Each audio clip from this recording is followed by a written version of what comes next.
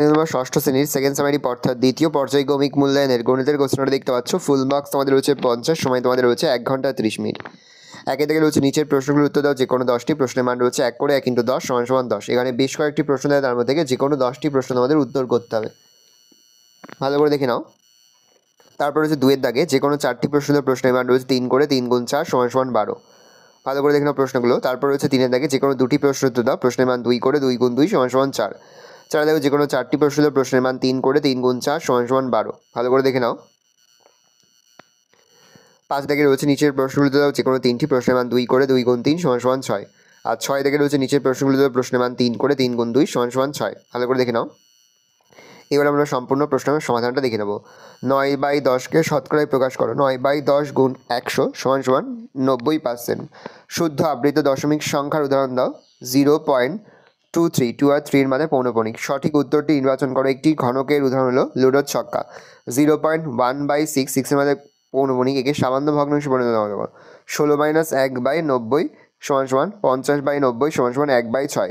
শূন্যস্থান পূরণ করো। দুটি নির্দিষ্ট বিন্দু দিয়ে ড্যাশটি নির্দিষ্ট সরলরেখা আঁকা যায়। একটি 0.8কে শতকরায় প্রকাশ করো। 0.8 × 100 = 8/10 × 100 = 80%। গুণফল নির্ণয় করো। 82.03 × 1000, তাহলে 8203/100 × 1000। 0 কেটে যাচ্ছে, বলেছে 82,030। তাহলে -5 টাকা বেশি এর প্রকৃত অর্থ হচ্ছে 5 টাকা কম। একটি বিন্দু দিয়ে কতগুলি সরলরেখাংশ আঁকা যায়? অসংখ্য। এমন একটি ঘনবস্তুর নাম লেখো যার একটি বক্রতল ও একটি সমতল আছে। শঙ্কু, অর্ধগোলক। যে কোনো 4টি প্রশ্ন দাও। প্রথম, স্তম্ভলেখ ও স্তম্ভচিত্র বলতে কি বোঝো? স্তম্ভলেখ হলো উপাত্তকে উপস্থাপন করার একটি উপায় যেখানে বিভিন্ন শ্রেণীর তথ্যমানগুলি উল্লম্ব এবং অনুভূমিকভাবে আয়তক্ষেত্র বা স্তম্ভের আকারে দেখানো হয়। সামান্য ভগ্নাংশে পরিণত করো। 3.432, 4 আর 2 এর মানে হচ্ছে পৌনঃপুনিক। তাহলে 3.432 লিখতে পারি 3432 - 3/999। তাহলে লিখতে পারি 3409/999। কাটাকুটি যাতে পড়ে থাকছে হচ্ছে 127/37। গুণফল নির্ণয় করো। 7.25 × 3.5, তাহলে সেটা শূন্য লিখতে হলে 725/100 × 35/10, তাহলে হচ্ছে 725 × 35/1000, তাহলে 25,375/1000, তাহলে 25.375। 0.7কে দশমিক ভগ্নাংশে পরিণত করো। 0.7% = 0.07/100 = 7/100 × 100 = 0.007। বলছে 24টি কুলের মধ্যে 6টি কুল পচে গেছে। মোট কুলের শতকরা কত কুল পচে গেছে? 24টি কুলের মধ্যে পচা 6টি কুল। একটি কুলের মধ্যে পচা 6/24টি কুল। 100টি কুলের মধ্যে 6/24 × 100 কাটাকুটি 25%। নিচের সংখ্যাগুলিকে মানের ঊর্ধ্বক্রমে সাজাও। 0.63, 3/4 আর 5/6। যে কোনো দুটি প্রশ্ন ধরো। সংখ্যারেখার সাহায্যে যোগ করো। দেখে নাও সংখ্যারেখার সাহায্যে যোগটা আমি করেছি। অথবাদি রয়েছে +7 - 9 সমান লিখতে পারি +7 - 9 = -2। এটাও তোমাদের সংখ্যারেখার সাহায্যে করতে হবে। দেখে নাও। পরে সরল করো।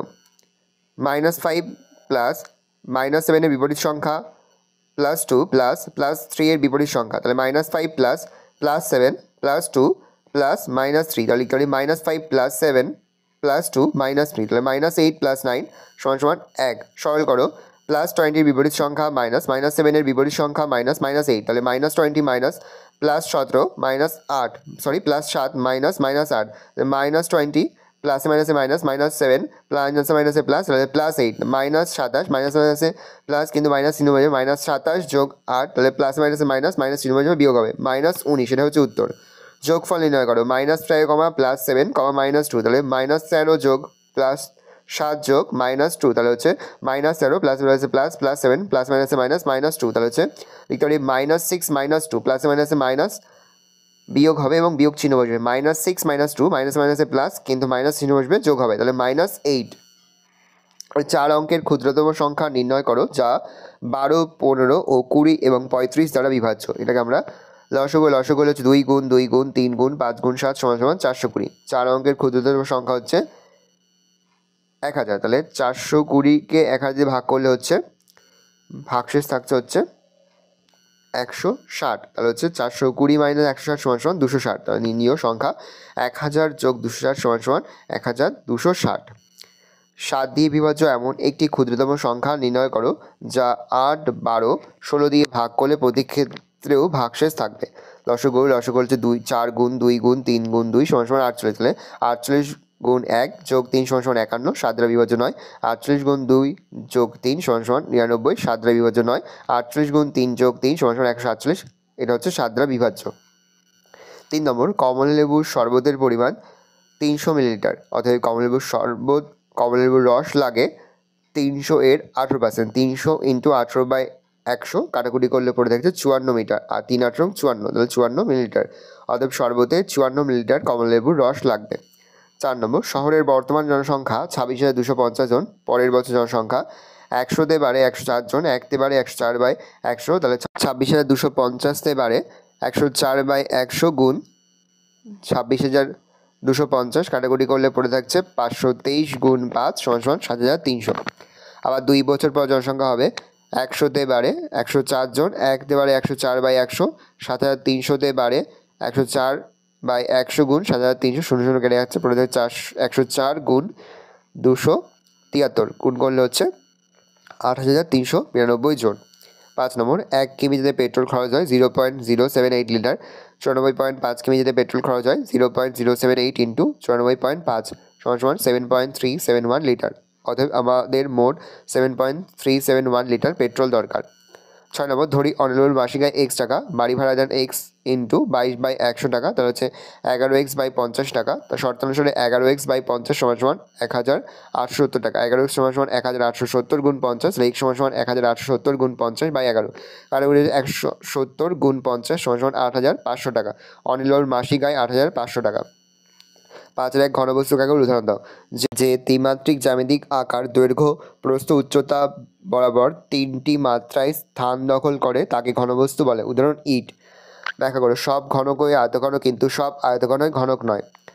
ঘনক আসলে এক বিশেষ ধরনের আয়তঘন যার মাত্রাগুলি অর্থাৎ দৈর্ঘ্য প্রস্থ উচ্চতা সমান। আয়তঘনের কটি তল এবং কটি ধার? আয়তঘনের 6টি তল, 12টি ধার আছে। প্রদত্ত চিত্রের পরিসীমা, এরকম চিত্র দিয়ে পরিসীমা নির্ণয় করতে হলে তোমরা কিন্তু সবগুলো যোগ করলে যেটা হবে সেটাই উত্তর হবে 60। যে চিত্রই দিয়ে হোক না কেন, দিয়ে যদি বলে পরিসীমা নির্ণয় করো, তাহলে যে সংখ্যাগুলো দেওয়া রয়েছে যত সেমি সবগুলো নিয়ে যোগ করবে, যোগ করে যেটা উত্তর বেরোবে সেটাই হচ্ছে উত্তর। এবার তোমরা ট্যালি মার্কের অঙ্কটা দেখে নাও প্রথমে, তারপরে দেখে নাও স্তম্ভচিত্র। এই রয়েছে টোটাল তোমাদের সেকেন্ড সেমিস্টার অর্থাৎ দ্বিতীয় পর্যায়িক মূল্যায়নের ষষ্ঠ শ্রেণীর গণিতের কোশ্চেন পেপার। ভালো কোশ্চেনটা দেখে নাও। আশা করি ভিডিওটা ভালো লেগেছে। ভিডিওটা ভালো লাগলে ভিডিওকে লাইক করতে ভুলবেন না। আমার নতুন হওয়া লাল কালার সাবস্ক্রাইব প্রেস করে পাশে বেল আইকনটা প্রেস করো, যখন নতুন করে ভিডিও আপলোড করি সবার ফার্স্ট নোটিফিকেশন তোমরা পেয়ে যাও। আর এই ভিডিওটি তোমার বন্ধু বান্ধবী আত্মীয় সবার মধ্যে কিন্তু অনেক শেয়ার করে, যে বছর ষষ্ঠ শ্রেণীতে পড়ছে। আমরা কিন্তু ইতিমধ্যে ষষ্ঠ শ্রেণীর গণিতের সম্পূর্ণ অধ্যায়ভিত্তিক সেশন কিন্তু আপলোড করে দেয় এখনও পর্যন্ত। সেই ভিডিওগুলো না দেখে থাকো, ভিডিওগুলো কিন্তু তাড়াতাড়ি দেখে নাও। আশা করি ভিডিওটা ভালো লেগেছে। ভিডিও ভালো লাগলে ভিডিওকে লাইক করতে ভুলবেন না। আমার নতুন হওয়া লাল কালার সাবস্ক্রাইব প্রেস করে পাশে বেল আইকনটা প্রেস করো, যখন নতুন করে ভিডিও আপলোড করি সবার ফার্স্ট নোটিফিকেশন তোমরা পেয়ে যাও। আর এই ভিডিওটি তোমার বন্ধু বান্ধবী আত্মীয় স্বজন সবার মধ্যে কিন্তু অনেক শেয়ার করে, যে বছর ষষ্ঠ শ্রেণীতে পড়ছে। কোনো অঙ্ক করতে বা বুঝতে যদি কোনো রকম অসুবিধা হয় তাহলে কিন্তু নির্দ্বিধায় কমেন্ট সেকশনে কমেন্ট করে জানাতে একদমই ভুলবে না। ভালো করে তোমরা কোশ্চেন পেপারটা দেখে নাও।